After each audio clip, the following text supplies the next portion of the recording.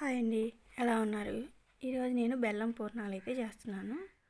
ముందుగా పిండికి 2 గ్లాసులు బియ్యము, 1 గ్లాసు మినపగుళ్ళు, నేను రేషన్ బియ్యం అయితే పోసుకున్నాను.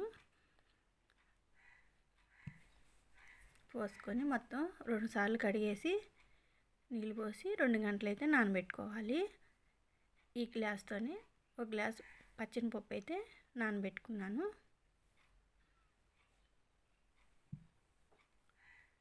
రేషన్ బియ్యం కూడా చాలా బాగుంటాయండి.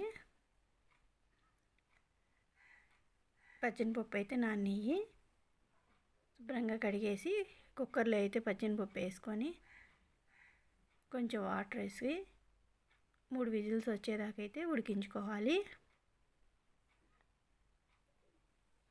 బాగా మెత్తగా అయితే ఉడికిపోతుంది.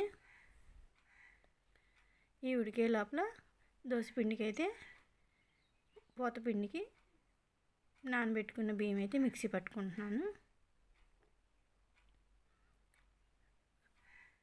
కొంచెం కొంచెంగా వేసుకొని కొంచెం గట్టిగా అయితే మిక్సీ పట్టుకోవాలి. పప్పు అయితే ఉడికిపోయిందండి.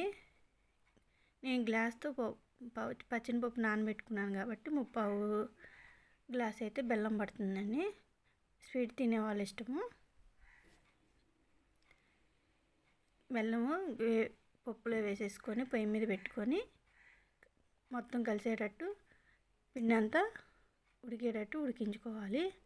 చల్లారినాకైతే ఉండలు వస్తున్నాయి. 2 గంటల తర్వాత పూర్ణాలు అయితే వేసేసుకోవచ్చు.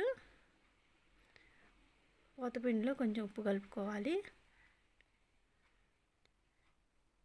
ఇట్లా ఒక్కొక్కటి వేయగానే అయితే కదిలించకూడదండి.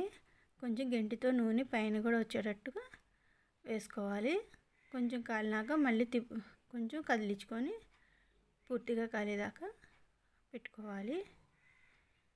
చాలా బాగుంటాయండి. నూనె కూడా పీల్చదు. చాలా టేస్టీగా ఉంటాయి. Thank you.